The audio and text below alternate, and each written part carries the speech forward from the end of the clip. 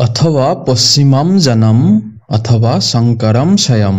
আপোনাৰ আৰাধ্য দেৱী ত্ৰিপুৰা সুন্দৰী বুলি যদি কুষ্টি ফৌৰণীত লিখা আছে, তেওঁক আৰাধনা কৰি সম্পূৰ্ণৰূপে জানিব পাৰিলে হয়তো এয়া আপোনাৰ অন্তিম জনম অথবা নিজেই আপুনি শিৱলৈ ৰূপান্তৰিত হৈছে। এইটো তন্ত্ৰ সাধকসকলে নিৰন্তৰ বিশ্বাস কৰে। আপুনি মা ললিতা ত্ৰিপুৰা সুন্দৰীৰ এই কথাখিনি শুনাটো হয়তো স্বয়ং মায়ে বিচাৰিছে। মা মহাশক্তিৰ প্ৰথম অধ্যায়ত আজি ললিতা মা ত্ৰিপুৰা সুন্দৰীৰ বিষয়ে বহলাই আলোচনা কৰিম। মই ভাবো মা ত্ৰিপুৰা সুন্দৰীৰ গভীৰ অধ্যয়নৰ বাবে এই ভিডিঅ'টিত সকলো দিশ সামৰি লোৱা হৈছে। শাস্ত্ৰৰ পৰা অনুভৱৰ পৰা সাৰ গ্ৰহণ কৰি সংক্ষিপ্তভাৱে কোৱা হৈছে। একে ঠাইতে মা ত্ৰিপুৰা সুন্দৰীৰ ইমানখিনি তথ্য আগতে কতো একেলগে মই পোৱা নাই। যেনে তেওঁৰ নামৰ অৰ্থ, মাৰ সহস্ৰ নাম, ধ্যান মন্ত্ৰ, শ্ৰীযন্ত্ৰ মন্ত্ৰ, এই সকলোবোৰ বিষয়ে চৰ্চা কৰিম। তেওঁৰ বহুতো নাম আছে: কামেশ্বৰী, ললিতা, শ্ৰীবিদ্যা, ৰাজৰাজেশ্বৰী, পুৰশী, ত্ৰিপুৰা সুন্দৰী ইত্যাদি। আৰু প্ৰত্যেকটো নামৰে গহন অৰ্থ আছে, যাৰ এটা নাম পুৰশী অৰ্থাৎ 16। তেওঁক দেখিবলৈ 16 বছৰীয়া ছোৱালীৰ দৰে আৰু চিৰদিন তেওঁক দেখিবলৈ 16 বছৰীয়া ছোৱালীৰ দৰেই হৈ থাকে। তেওঁৰ বয়স কেতিয়াও নাবাঢ়ে। বিষ্ণু ভগৱান যিদৰে পুৰুষ ৰূপ, তেওঁৰো আয়ুস কেতিয়াও নাবাঢ়ে। মা আৰু ভগৱান বিষ্ণু একে শক্তিৰে পুৰুষ আৰু স্ত্ৰী ৰূপ। ললিতা সহস্ৰ নামতো তেওঁক নাৰায়ণী, গোবিন্দ ৰূপিণী, বিষ্ণু ৰূপিণী, বৈষ্ণৱী, মুকুন্দ আদি নামেৰে সম্বোধন কৰে। পদ্মনাভ সহোদৰী বুলিও কোৱা হয়, অৰ্থাৎ ভগৱান বিষ্ণুৰ ভণ্টি। ভাই আৰু ভণ্টি একে উৎসৰ পৰাই উৎপন্ন হয়, সেইবাবেই ইজনে সিজনৰ স্ত্ৰী আৰু পুৰুষ ৰূপ। অপয় দীক্ষিত নামৰ মহান যোগীজনে ৰত্নত্ৰয় পৰীক্ষা নামৰ এখন গ্ৰন্থত এই কথাৰ উল্লেখ কৰিছে। কিন্তু 16 কিয়? এইটো এটা চিম্বলিক কথা। চন্দ্ৰৰ দুটা পক্ষ থাকে, শুক্ল পক্ষ আৰু কৃষ্ণ পক্ষ। দুয়োটা পক্ষৰে 15টাকৈ তিথি থাকে। চন্দ্ৰ এদিনত 12 ডিগ্ৰীকৈ ঘূৰে। ইয়াক এটা তিথি বুলি কয়। মানে 15 দিনত চন্দ্ৰ 180 ডিগ্ৰী ঘূৰে আৰু ওলোটা ফালৰ চন্দ্ৰপৃষ্ঠখন দেখা যায়। তাৰ মানে দ্বিতীয় পক্ষ হয়। 15 দিনৰ পিছত 360 ডিগ্ৰী ঘূৰি আকৌ প্ৰথম পক্ষ হয়। এনেকৈয়ে ইটোৰ পিছত সিটো পক্ষ সলনি হৈ গৈ থাকে। এই আধাৰত চন্দ্ৰমাৰ 15টা তিথিৰ নিৰ্ণয় হয়, যাক আমি পূৰ্ণিমাৰ পৰা পূৰ্ণিমালৈ বঢ়া টুটা হৈ থকা দেখিবলৈ পাওঁ, বা অমাৱস্যাৰ পৰা অমাৱস্যালৈ। এই 15 দিন চন্দ্ৰমাৰ জন্ম, কিশোৰ অৱস্থা, ডেকা হৈ বুঢ়া হোৱা, তাৰ পিছত নাইকিয়া হৈ যোৱা। এই 15 সংখ্যা এটা ৰিপিটেড নাম্বাৰ হয়। জন্ম হয়, ডাঙৰ হয় আৰু বুঢ়া হৈ মৰি যায়, পুনৰ জন্ম হয়। সকলো বস্তু এনেদৰেই এটি চক্ৰত চলি আছে। সেইবাবে ইয়াক সংসাৰ বুলি কোৱা হয়। সংসাৰ মানেই অন্তহীন চক্ৰ, জন্ম আৰু মৃত্যুৰ প্ৰাৰম্ভ আৰু অন্তলৈকে। কিন্তু দেৱী ষোড়শী হৈছে 16। তেওঁ এই চক্ৰৰ বাহিৰত থাকে, কিয়নো 15ৰ পৰা চক্ৰৰ পুনৰ আৰম্ভ হয়। তেওঁ 16, তেওঁ এই চক্ৰৰ বাহিৰ হৈ গৈছে। যেনেদৰে শ্ৰী বিষ্ণু এই চক্ৰৰ বাহিৰত থাকে, সেইবাবে তেওঁক চক্ৰেশ্বৰীও বুলি কোৱা হয়। তেওঁ এই চক্ৰৰ স্বামিনী দেৱী। আপুনি জানেই নহয়, সূক্ষ্মৰ পৰা স্থূললৈ, গেলেক্সিৰ পৰা কোৱাণ্টামলৈ সকলোবোৰ এটা চক্ৰত চলি আছে। এই চক্ৰৰ ব্যাপ্ততা আপুনি নিশ্চয় বুজি পাইছে। চন্দ্ৰ নিজ মেৰুদণ্ডতে ঘূৰি আছে আৰু পৃথিৱীৰ চাৰিওফালে পৰিক্ৰমা কৰি আছে। পৃথিৱী আৰু অন্য গ্ৰহসমূহেও নিজৰ মেৰুদণ্ডতে ঘূৰি আছে আৰু সূৰ্যৰ চাৰিওফালে প্ৰদক্ষিণ কৰি আছে। সূৰ্যও নিজ মেৰুদণ্ডতে ঘূৰি আছে, পৰিক্ৰমাও কৰি আছে। আচলতে আমাৰ সম্পূৰ্ণ সৌৰমণ্ডলে আকাশগংগাৰ কেন্দ্ৰৰ চাৰিওফালে পৰিক্ৰমা কৰি আছে। আমি প্ৰায় 8,28,000 কিলোমিটাৰ প্ৰতি ঘণ্টা গড় গতিৰে আকাশগংগাৰ কেন্দ্ৰৰ ফালে পৰিক্ৰমা কৰি আছো। আপোনাৰ অস্তিত্ব এই সংসাৰত চক্ৰৰ বাবে সম্ভৱ হৈছে। মাৰ মাহেকীয়া চক্ৰ, ব্ৰহ্মাণ্ডৰ সকলো বস্তুৱেই চক্ৰাকাৰে ঘূৰি আছে, আৰু যিয়ে এই চক্ৰৰ বাহিৰলৈ যাব পাৰিছে তেওঁক এই চক্ৰেশ্বৰ বুলি কোৱা হয়। চক্ৰৰ স্বামী পুৰশীৰ এয়াই অৰ্থ। তেওঁক ললিতা নামেৰেও জানো। ললিতা মানে খেলি ভাল পোৱা, আনন্দদায়ক। এবাৰ যেতিয়া আপুনি এই চক্ৰৰ পৰা বাহিৰ ওলাই যাব, বুজিব যে এয়া খেলেইটো হয়। আমি সৰুতে ক্ৰিকেট খেলিছিলো, কোন জিকে কোন হাৰে দুখেই নাই, মাত্ৰ খেলিয়েই আছিলো ইখনৰ পিছত সিখন খেল। সদায় এনেকৈয়ে খেলিছিলো, ভোক পিয়াহ একোৱেই নালাগিছিল, বছ খেলেই সকলো। তেতিয়া আপোনাক অৱতাৰ বুলিছিল। বহুতে অৱতাৰৰ অৰ্থ বুজিয়েই নাপায়। অৱতাৰৰ অৰ্থ হৈছে ওপৰৰ পৰা তললৈ অহা, কিন্তু ইয়াৰ সূক্ষ্মতা আমি বুজি নাপাওঁ। আমি মানি লৈছো যে ওপৰত বৈকুণ্ঠ আছে আৰু তলত পৃথিৱী। শাস্ত্ৰত ক'তো কোৱা নাই যে ভগৱান বৈকুণ্ঠত থাকে। ভগৱান আমাৰ ভিতৰতে থাকে। আমাৰ অন্তৰৰ গভীৰতম কোণৰ অনুভূতিয়েই ভগৱান। অৱতাৰ মানে যিয়ে এই চক্ৰৰ পৰা বাহিৰলৈ ওলাই গৈছে, যিয়ে সহস্ৰাৰ চক্ৰৰ ওপৰত গৈ নিজকে স্থাপন কৰিব পাৰিছে আৰু পুনৰ ওপৰৰ পৰা তললৈ ঘূৰি আহিছে। কিন্তু তেওঁ এইটো জানে যে এই সকলোবোৰ এখন লীলা খেলা হয়, সেইবাবে অৱতাৰক লীলা বুলিও কোৱা হয়। তেওঁ মাথো খেলিবলৈহে আহিছে। সিদ্ধাৰ্থ গৌতম অৱতাৰ নাছিলে। যেতিয়া তেওঁ বুদ্ধ হৈছিলে, শিৱত্ব জ্ঞান পাইছিলে, তেতিয়া তেওঁক অৱতাৰ বুলি কোৱা হৈছিলে। তাৰ পিছত তেওঁ সংসাৰলৈ পুনৰ আহিছিল, এই চক্ৰলৈ, লোকৰ উদ্ধাৰৰ বাবে।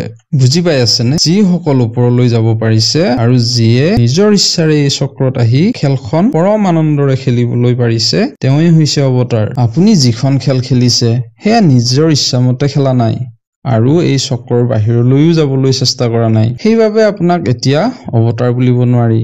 বাকী একোৱেই পাৰ্থক্য নাই।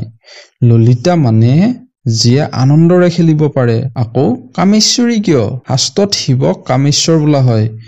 তেওঁৰ সৰ্বোচ্চ স্বৰূপটোৱেই স্বচ্ছন্দ ভৈৰৱেই কামেশ্বৰ। যেতিয়া আইনাত তেওঁ নিজকেই চাই, সেই প্ৰতিবিম্বটোৱেই তেওঁৰ পত্নী কামেশ্বৰী। চাওক, কামৰ অৰ্থ হৈছে ইচ্ছা। মই কামনা কৰিছো আপোনালোকে নিজক বুজিবলৈ সক্ষম হওক। ইয়াত কামনাৰ অৰ্থ কি? কামৰ পৰাইতো আহিছে। তন্ত্ৰত কোৱা হৈছে এই দুনিয়া ভগৱান শিৱৰ ইচ্ছা আছিলে। তেওঁ নিজৰে স্বভাৱটো চাবলৈ ইচ্ছা কৰিছিলে। চেনিয়ে নিজৰে সোৱাদটো খাই চাব বিচৰাৰ দৰে। শিৱৰ স্বভাৱ হৈছে পৰম আনন্দ। তেওঁ নিজৰ আনন্দখিনি অনুভৱ কৰিব বিচাৰিছিল। এতিয়া যদি আপুনি কিবা এটা বস্তু অনুভৱ কৰিব বিচাৰে, সেই বস্তুটো আপোনাৰ পৰা পৃথক কৰি ল'ব লাগিব বা এখন আইনাৰ প্ৰয়োজন হ'ব। কামেশ্বৰৰ অৰ্থ এয়াই। সেইবাবেই দেৱী মাক কামেশ্বৰী আৰু শিৱক কামেশ্বৰ বুলি কোৱা হয়। তেওঁৰ নামৰ অৰ্থ জানিব লাগে, কিয়নো দেৱীৰ সহস্ৰ নাম হ'ল তেওঁৰ উপাসনাৰ এটা মুখ্য ভাগ। তেওঁৰ নামৰ অৰ্থ এইবাবেই জানিব লাগে, কিয়নো দেৱীৰ সহস্ৰ নাম হ'ল তেওঁৰ উপাসনাৰ এটা মুখ্য ভাগ। তেওঁৰ এই নামবোৰ এনেই ৰখা নাই, আপোনাৰ বা মোৰ নামৰ দৰে। আমাৰ নামৰতো একোৱে অৰ্থ নাই। পৰাশৰ শৰ্মা, না মই বেদব্যাসৰ পিতৃ হয়, না কৰ্মৰে ব্ৰাহ্মণ। আমাৰ ঘৰত এজনী ভিক্ষাৰী প্ৰায়ে আহে, তেওঁৰ নাম হ'ল ধনীৰাম। দেৱী দেৱতাৰ নাম আমাৰ নামতকৈ বহুত বেলেগ। তেওঁলোকৰ নামে তেওঁলোকৰ স্বভাৱ বৰ্ণনা কৰে। ইয়াত আমি নামৰ অৰ্থ নহয়, স্বভাৱ জনাৰ চেষ্টা কৰিছো। ত্ৰিপুৰা সুন্দৰী হ'ল তিনিও লোকৰে ভিতৰত সকলোতকৈ যি সুন্দৰ।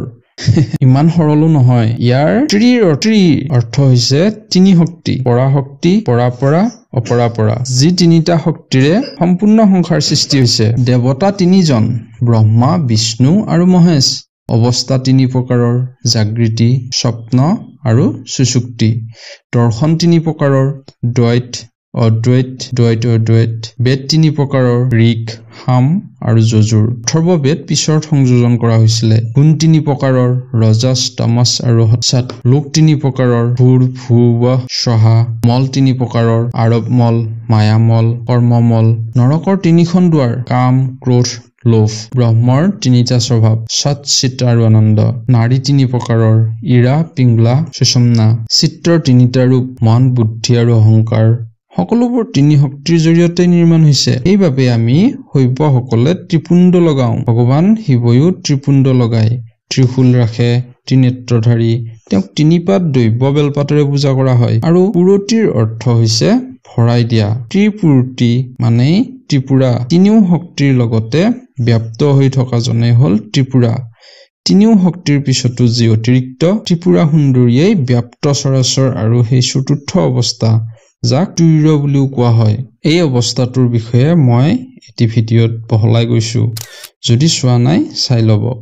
সেইবাবে ত্ৰিপুৰা সুন্দৰীক পৰাতিশিকাও বোলা হয়। ঈশ্বৰৰ ৩৬টা তত্ত্ব থাকে। প্ৰথম দুটা তত্ত্ব হৈছে শিৱ আৰু শক্তি।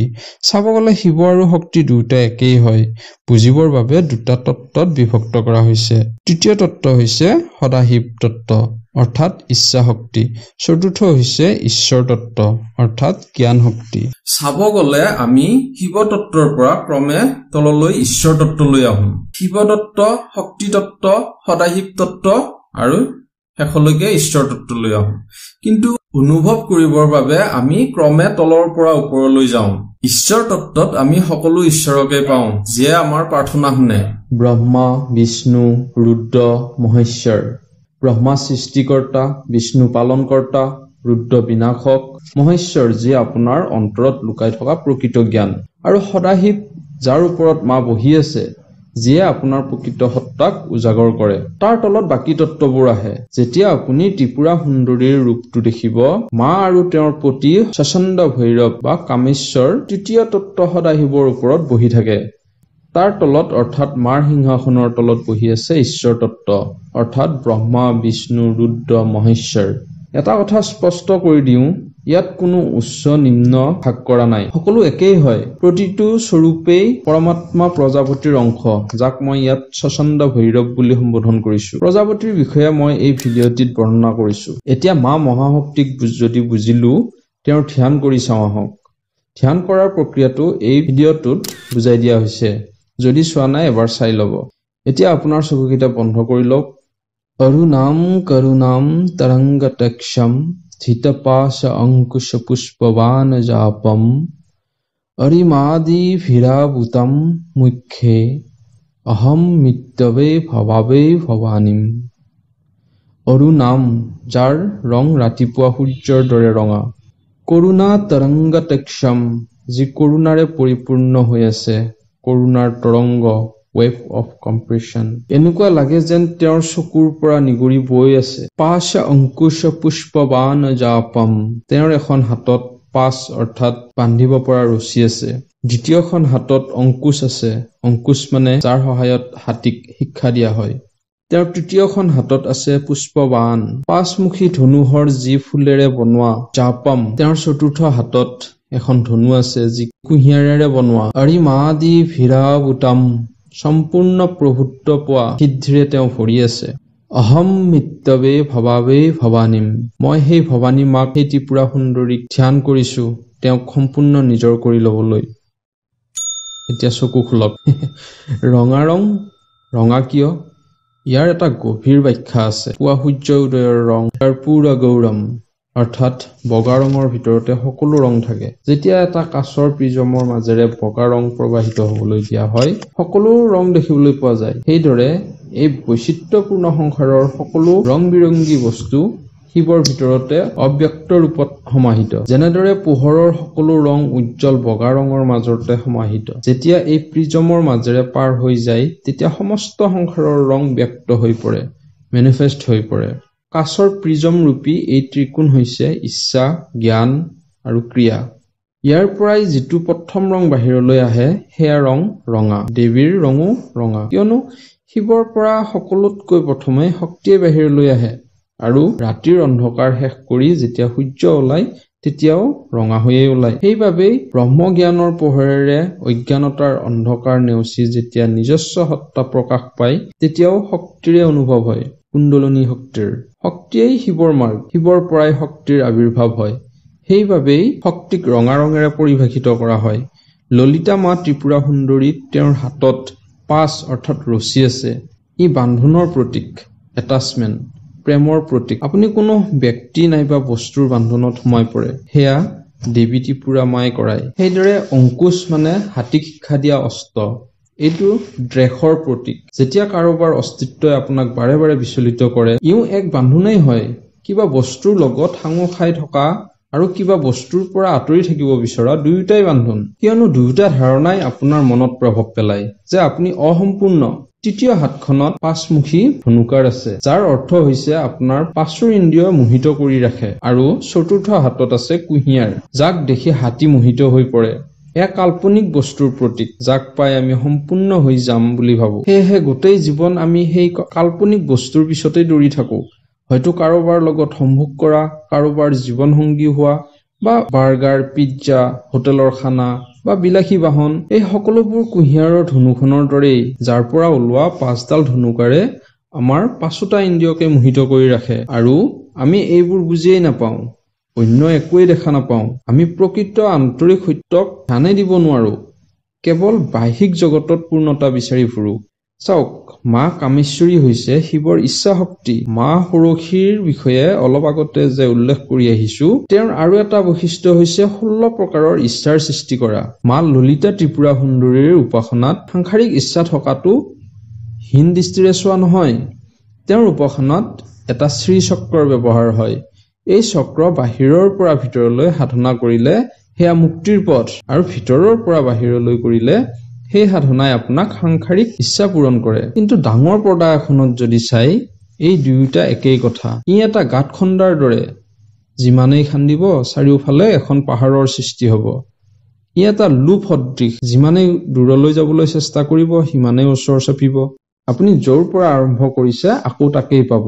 সেইবাবে সাংসাৰিক ইচ্ছা পূৰণৰ বাবে ভক্তসকলে মাৰ সাধনা কৰোঁতেও সাধকসকলৰ মনত বৈৰাগ্য ভাৱেই উৎপন্ন হয়। ফাইনেলি তেওঁৰ এটাই ইচ্ছা বাকী থাকে, নিজৰ বিষয়ে জনাৰ ইচ্ছা।